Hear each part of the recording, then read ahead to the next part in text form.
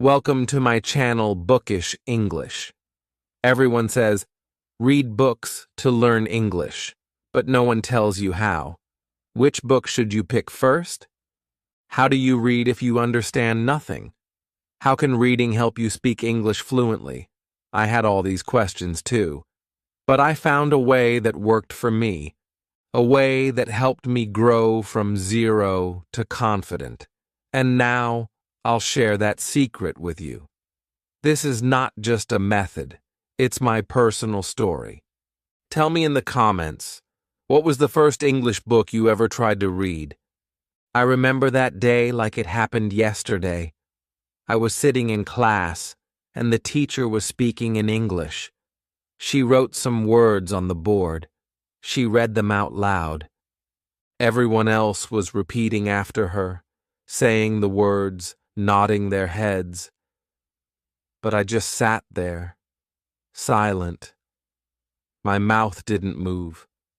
My heart was beating fast.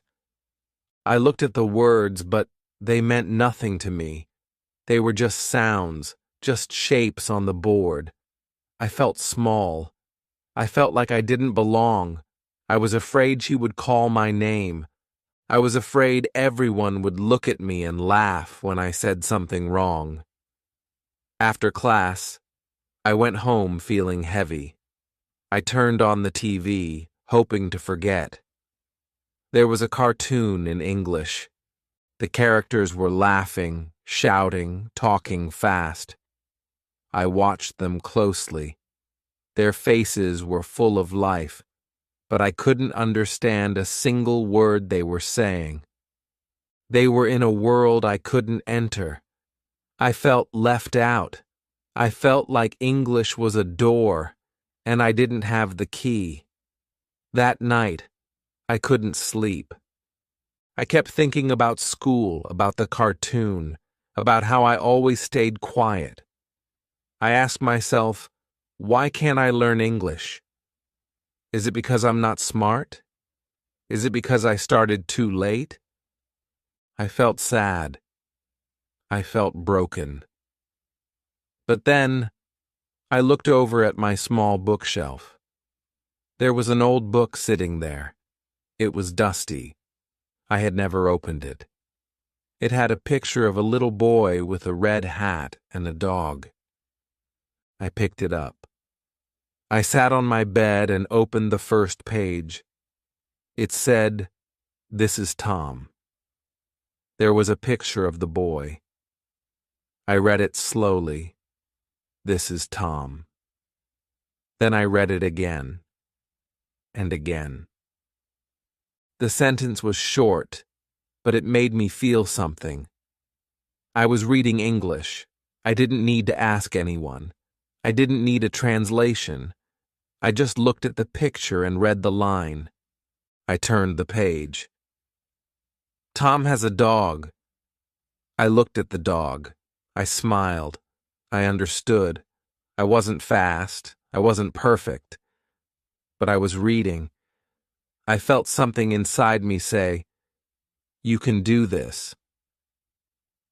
That night, I made a promise. I told myself, I will learn English. I don't know how. I don't know how long it will take. But I will not stop. I put the book on my pillow and slept next to it. The next day, I read it again. And the next day, too. That one line, "This is Tom," became my first real connection to English. It was the start of something new. I didn't tell anyone. It was my secret. But that small book gave me something I had never felt before. Hope. Not big hope. Just a small light in a dark room. And that light was enough to take my first step. The next morning, I woke up early. I didn't check my phone. I didn't think about school. I went straight to that book. I opened it and read the first line again. "This is Tom." I smiled. It felt good to read it. It felt like I was meeting a friend again. I turned the page and read, Tom has a dog. I looked at the picture of the dog. It was small, with big eyes. I didn't just read the sentence, I saw it, I felt it. The picture helped me understand the words. I didn't have to translate anything. I didn't need a dictionary. The picture told the story, and the words explained it. I started to love this way of learning. I read the next line. Tom goes to the park. There was a picture of trees, a bench, and Tom holding a red balloon. I read it slowly, then again, then one more time. I read it out loud, and my voice was soft at first, but each time I read, it grew a little stronger. I was reading not to finish fast, but to understand every part. I followed Tom through the story. He played with his dog, he lost his balloon, he found it again. The book had only a few pages, but I read it like it was the most important book in the world, because for me, it was. Each line had a picture, each picture had a feeling, and each feeling helped me remember the words. I started to speak to the pictures. When Tom smiled, I smiled. When his balloon flew away, I said, "Oh no," out loud. I was not just reading, I was living the story. I was inside the world of English. I felt like I could talk to Tom. I could tell him, "Don't worry, your balloon will come back." I was no longer scared of the words. They were becoming part of me. I read the whole book twice that day, then again before bed. I didn't feel bored. I felt calm. I felt proud. I had found a way to learn that made me happy. I didn't know big grammar rules. I didn't know difficult words. But I knew something more powerful. I knew that pictures and short sentences could teach me.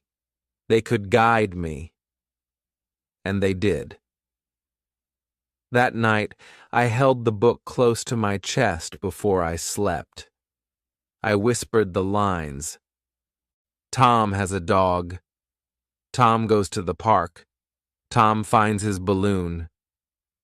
Simple lines. Simple words. But they meant everything to me. They were the first steps of a new life. The next day, I didn't look for a new book. I didn't feel the need to try something different. I still had Tom and his balloon. I picked up the same book and read it again. I already knew what would happen. I already knew every picture. I knew every word. But still, I wanted to read it. I started with the first page and said the line out loud. This time I didn't need to look closely. My eyes remembered the sentence. My mouth said it smoothly. This is Tom. Then the next one. Tom has a dog. And then, Tom goes to the park. I didn't stop.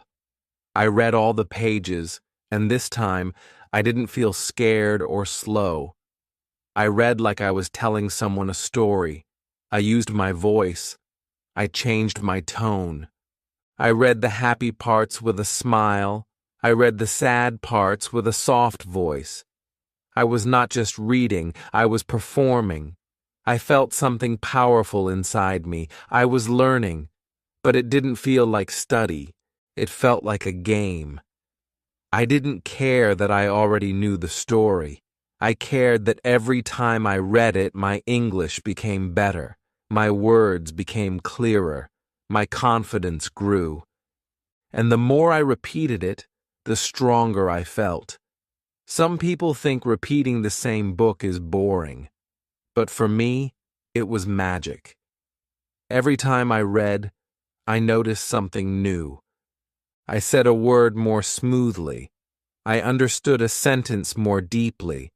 My brain was learning in the background. My tongue was getting used to English sounds, and my heart was slowly letting go of fear. One day, I read the whole book without looking at the pages.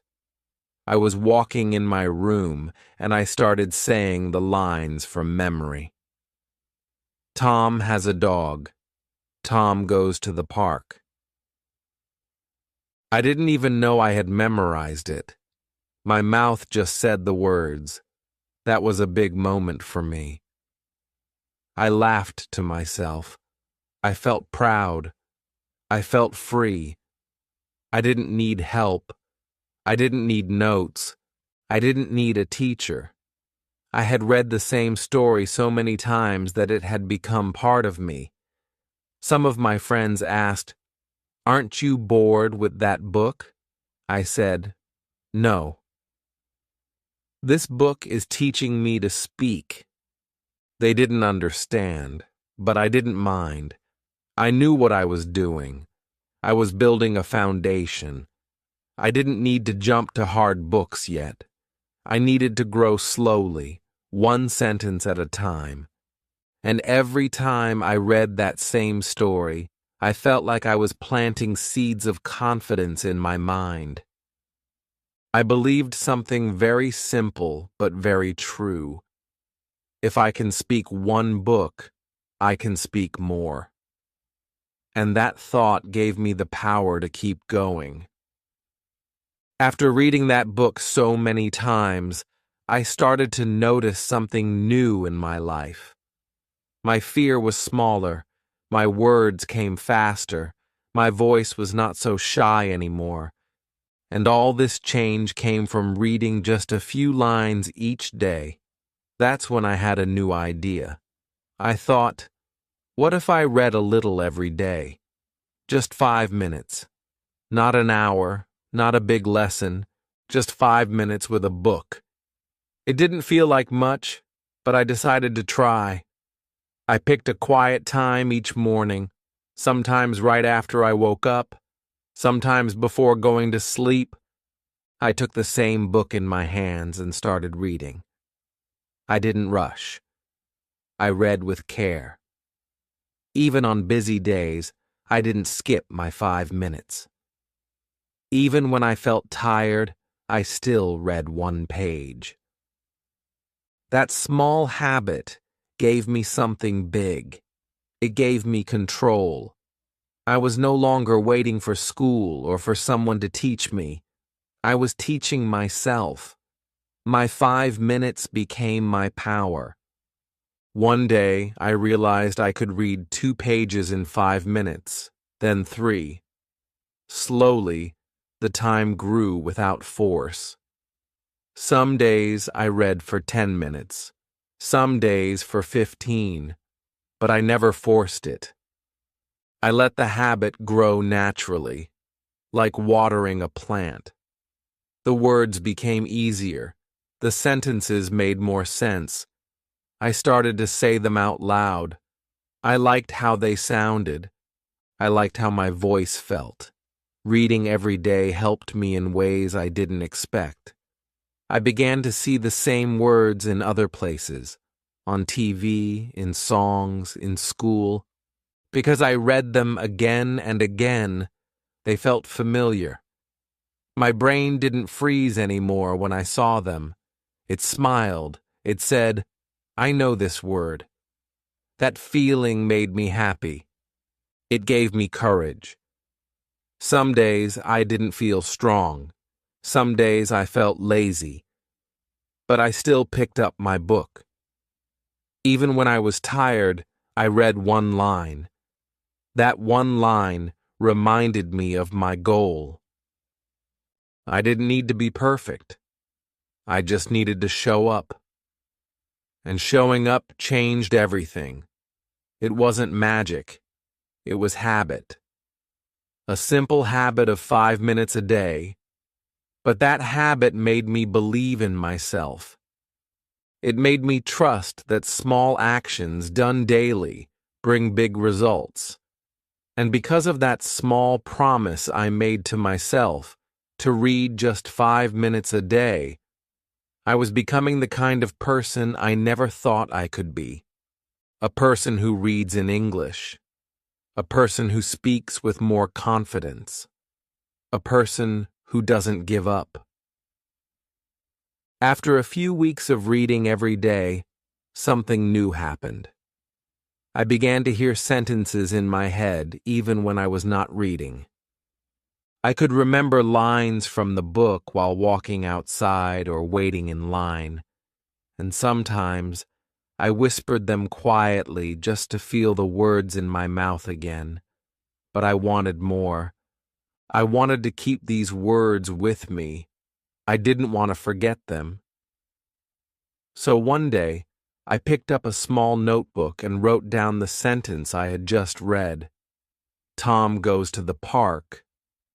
I looked at it on paper and read it again. I wrote it slowly, carefully. Then I wrote another sentence. He takes his red balloon. I added a small drawing beside it.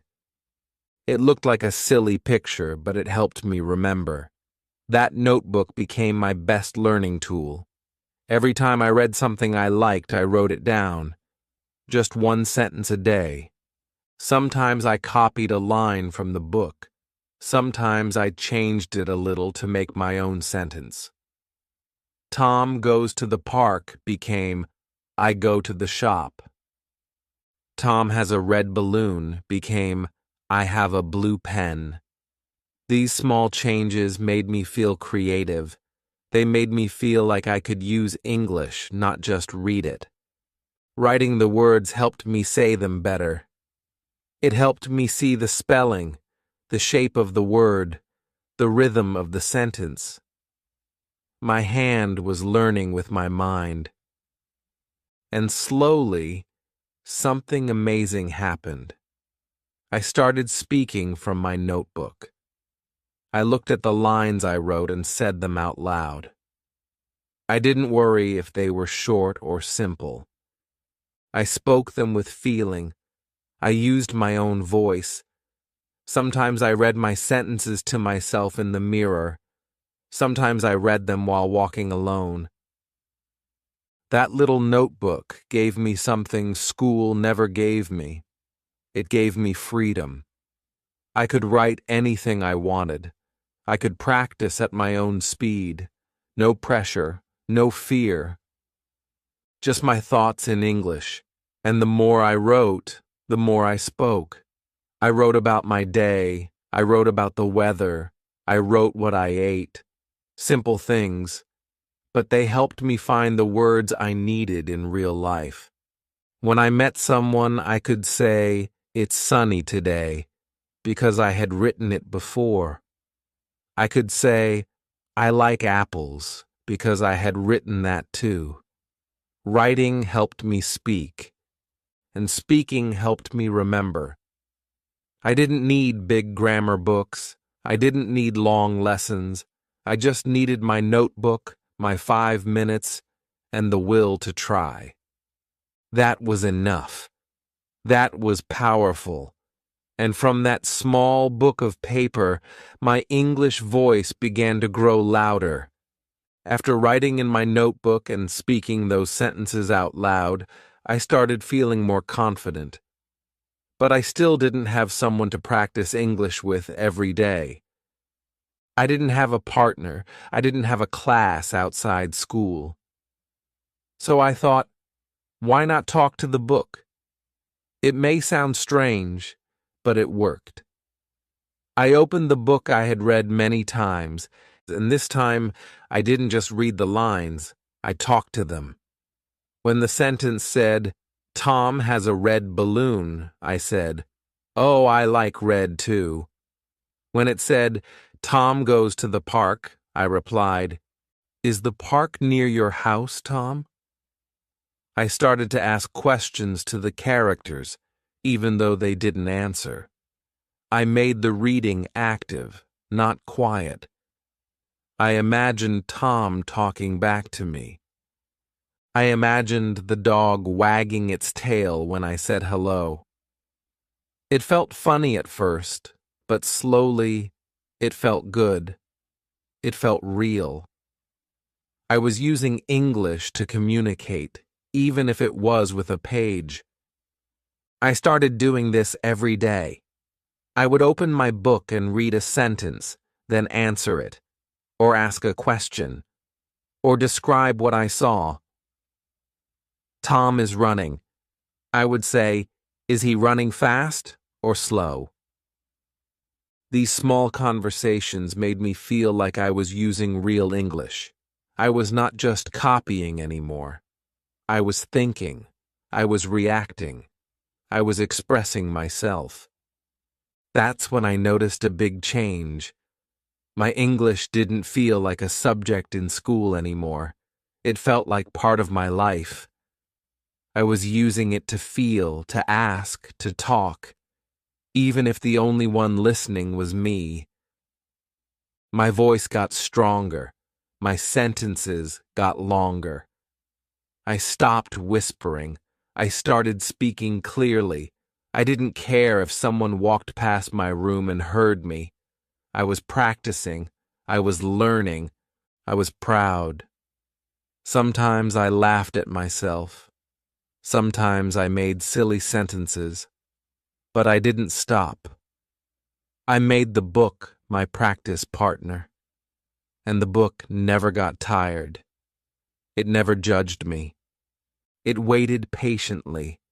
It listened to everything I said, and the more I talked to the page, the more I trusted myself.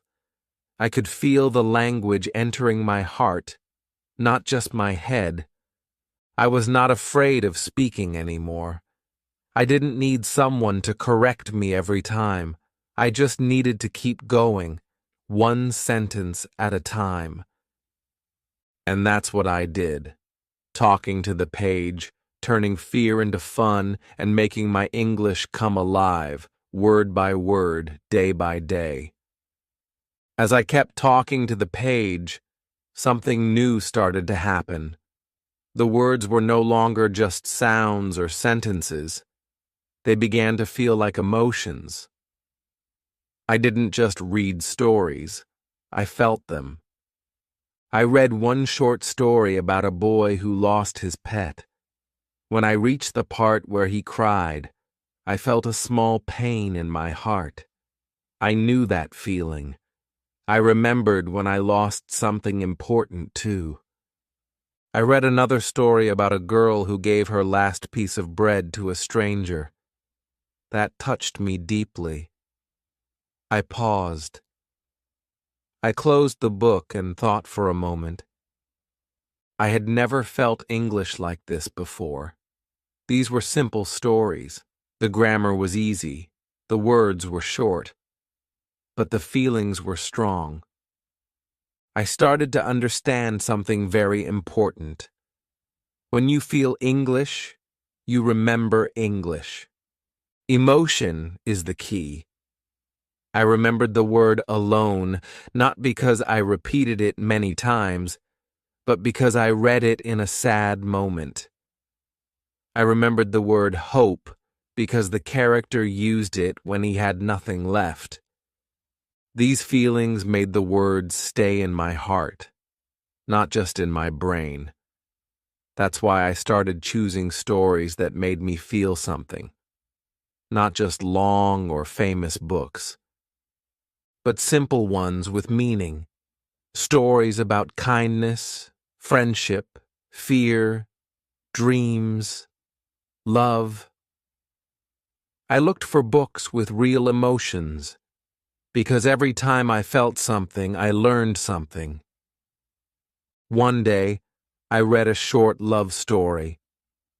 I didn't understand every word, but I felt the message. A boy loved a girl, but he didn't know how to tell her. He wrote a letter in simple English. I read the letter out loud, and suddenly my eyes were full of tears. It was not just a story. It was a mirror. I thought of times when I couldn't say what I really felt. That's when I realized English is not just for talking, it's for connecting, it's for sharing what's inside your heart. When I understood that, my reading changed. I didn't rush. I didn't care how many pages I finished. I cared about what I felt on each page. I let the story move me. I paused when I was touched. I repeated lines that felt important.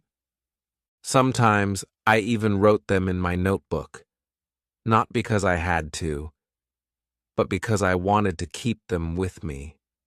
They felt like friends. These stories taught me vocabulary, grammar, and pronunciation, but more than that, they taught me how to feel in English. And when you feel a language, you never forget it.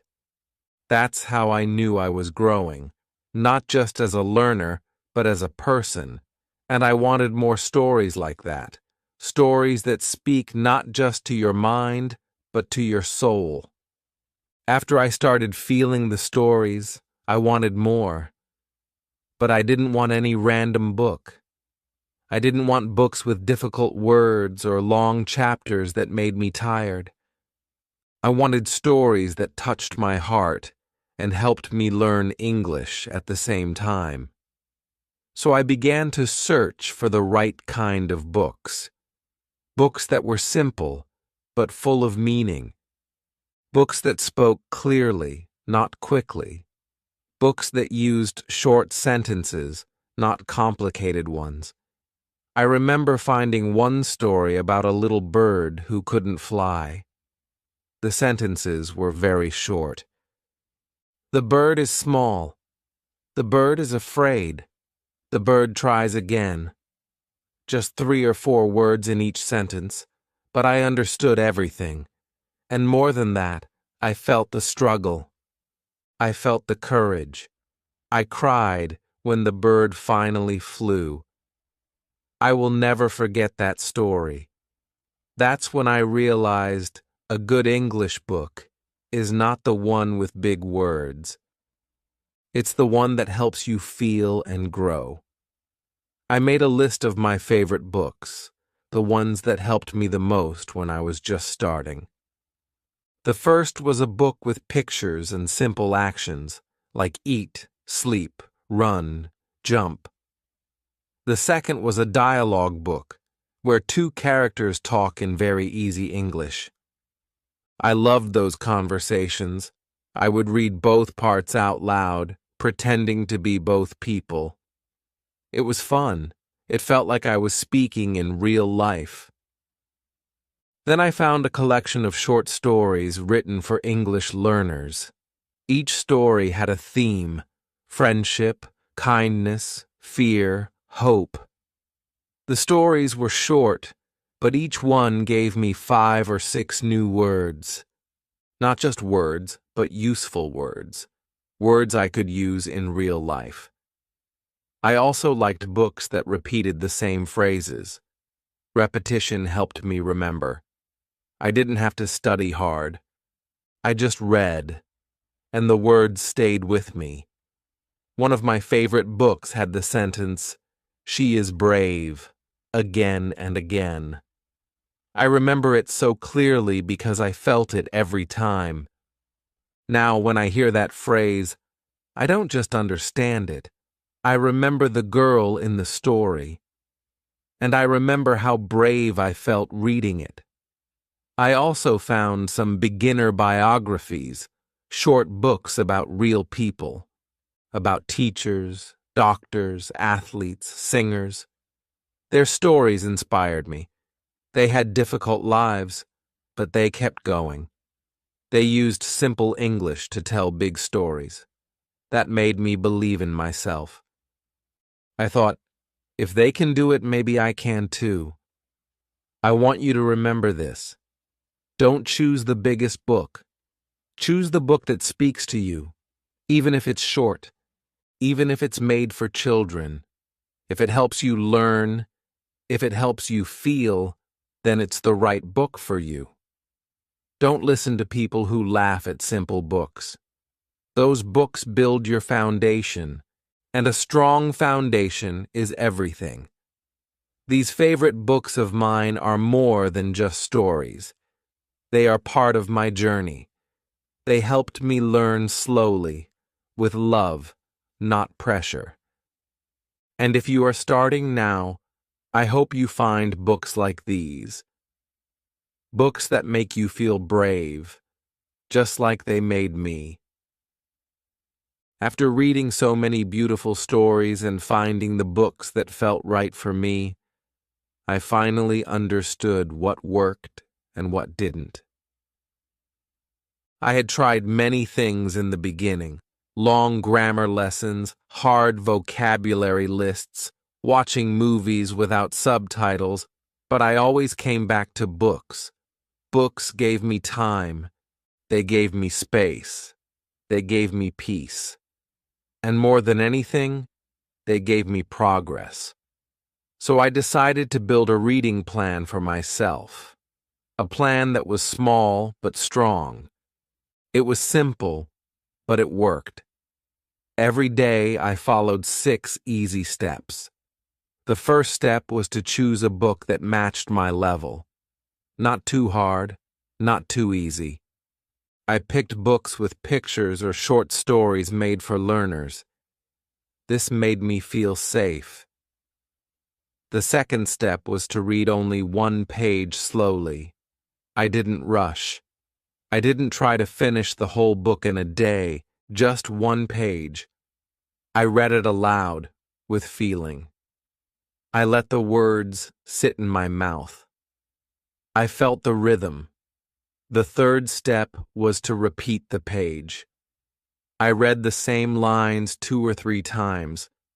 I didn't feel bored, because each time I saw something new, a word I missed, a sound I could say better.